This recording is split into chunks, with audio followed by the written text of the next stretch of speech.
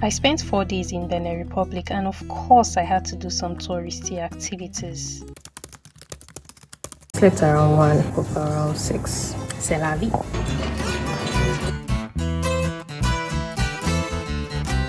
We worship python used for purification.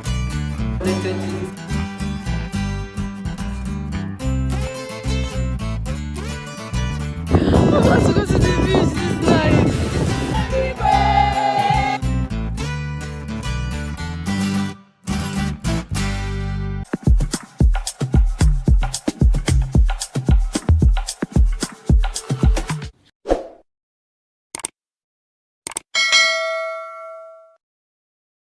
I slept like a baby after hunting for food for how many hours? Slept around 1.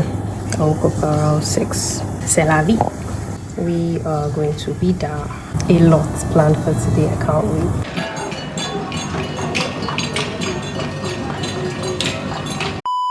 Our final days in Benin Republic were carved out for visiting tourist sites, but of course we got delayed again by our guys in the third hotel, so we began the day's activities behind schedule once again. At this point I was already getting discouraged, but visiting historical sites in Ouidah were a major part of why I traveled to Benin Republic, and I wasn't going to let anything dampen my spirits. As I always say, everything happens for a reason.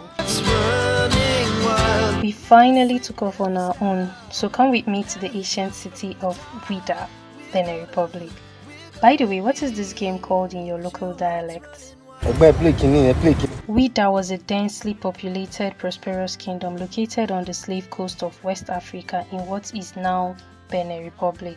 It rose to prominence as an exporter of slaves in the late 17th century and flourished for about 60 years before falling to the inland kingdom of Dahomey in 1727.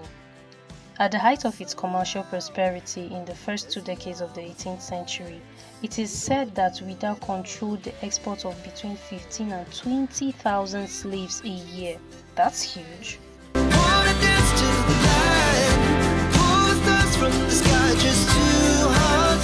Just like most parts of Benin Republic, I noticed how calm and clean Ouidah was, testament to the people's maintenance culture. One wouldn't believe this is an ancient city that is hundreds and hundreds years old.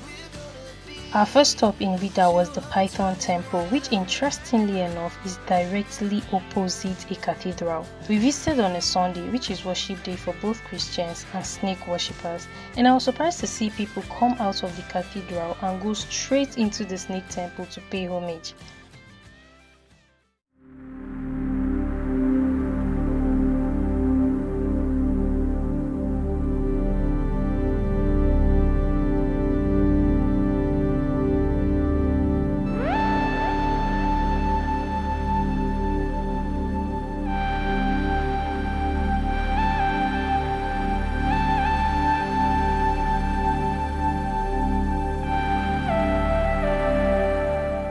Alright, so here you are in a sacred place that existed since 13th centuries.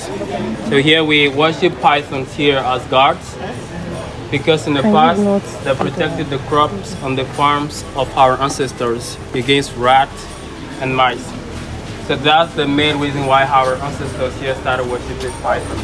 So behind you is the sanctuary. That is the most sacred place of the temple. So today it is open because today is a market day. That's why it is open. So market days here are like Sundays to the worshippers. That compartment has more than 300 years. It is built in 1717. But in 1992, they put a pillars around it and changed the roof also to strengthen the building. But there is only the worshippers that have access to it. So like if you're not part of their belief, you can't go in it. So in that compartment there, that's where they get purified. So here, this is where pythons live. And actually we have like 30 pythons there, but they're not all that we have. We have more than that. A lot of pythons also. The ones who are here once a month, we open the door and let them out. It's used for purification. It's only the leaf that we put in the water, so you just wash your hands, that's all.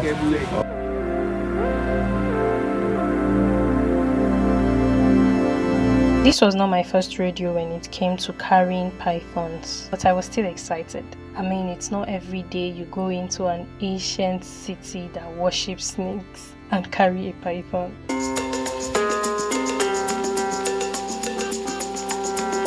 Our next stop was the Zinsu Foundation, which we would later find out is just few minutes walk from the Python Temple. But of course, as it was our fashion, we had to go the wrong way first.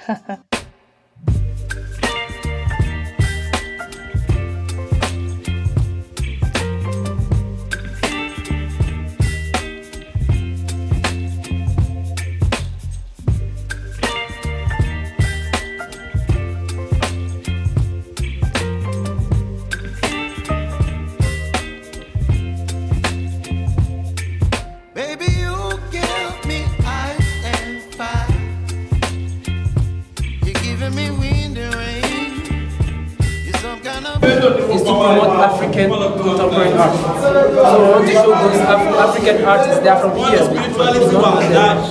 We also used to welcome artists in residency. So because of that, we can have modern nationalities. And every 6 months, there is a new exhibition. I don't want to jinx it, baby. Ghanaian, because the bat is used to carry cocoa. So he wants to show that Africa has also been part of the trade, international trade, but also the gap between poor people and rich people. Just like voodoo worshippers, how they represent water. Yeah. And sometimes people with mental disabilities, or when someone is born with physical deformations, we call like short people, we call them tohosu. And tohosu is related to fresh water. It's like the opposite of mami water. So this is made by some patients. There is a therapeutic center that treats people with mental disabilities. Wow. So it's made by them. So that human beings, they are not anymore connected to the environment. Like problem that we have about climate change, pollution is our own fault. So we have to be aware of that. But I don't want to miss you, baby. So I stand up and speak my mind.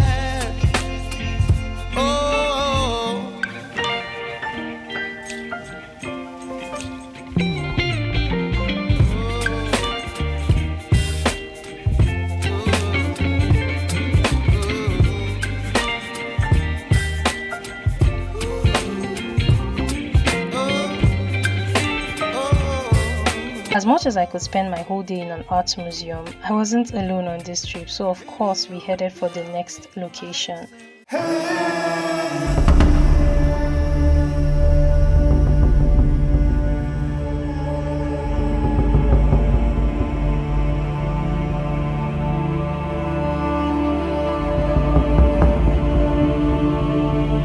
The Point of No Return, also known as the Door of No Return, is a memorial arch in Ouidah.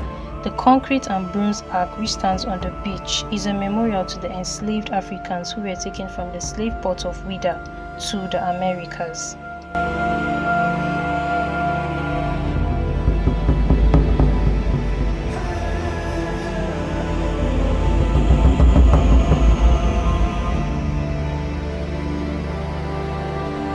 In school, I learnt about small rooms where these slaves were bundled up in chains in their hundreds before being shipped across the Atlantic as slaves. Then I saw this room and it made me sick picturing such a time in Africa's history. We drove across the coastline to one of the most popular beach resorts in Benin Republic, Casa del Papa. Unfortunately, it was too crowded because we visited on Easter Sunday, so we were not granted access. But best believe your girl is coming here on a special vacation staycation. All I need is for you all to open a GoFundMe account for me and give me some money. So, we're about to leave for the all-white party. We used the Google map to find our way to the beach where the all-white party was supposed to happen.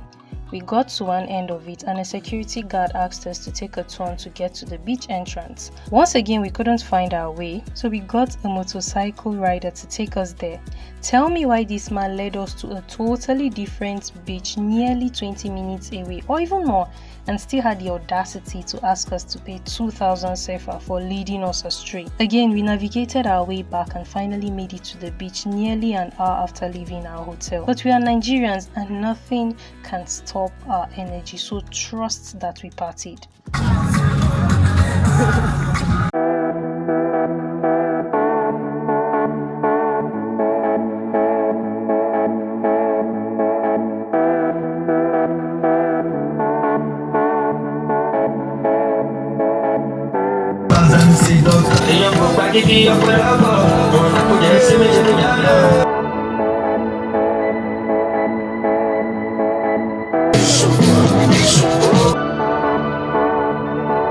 Yo, I'm about to go to the beach. I'm about to go to the beach this night. Oh my god, the waves are crazy. I can't even see the waters. Woo! Oh my god! Woo! Woo!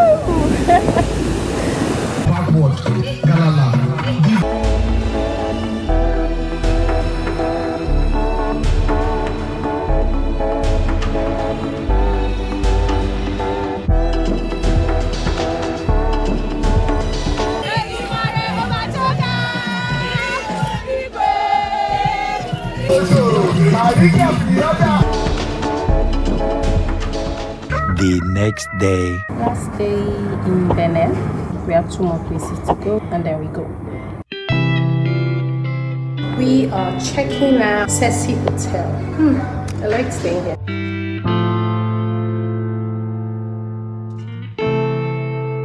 Came to buy condensed milk. See where I'm sweating, guys. It was our last day in Benin Republic, so we visited 2 more popular sites before heading back to Lagos. We visited the Benin Amazon, a 30-meter statue designed to honor the women warriors of the Kingdom of Dahomey, which is modern-day Benin Republic.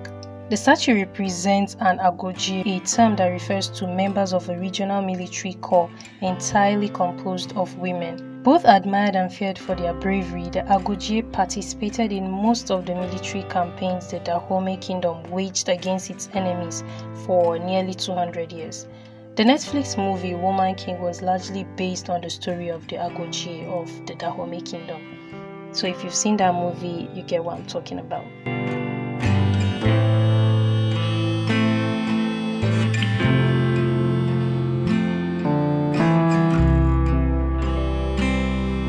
Trekking to the graffiti wall because we cannot park there, but picture must be taken, content must content. Not far from the Amazonian statue is the longest wall graffiti in Africa. It spans over 940 meters in length. I noticed there's a new space that is being painted, like there are fresh walls that people have not painted on and they're already working on them. The work of art is like an outdoor museum, and the paintings were done by 40 graffiti artists from both the African continent and abroad.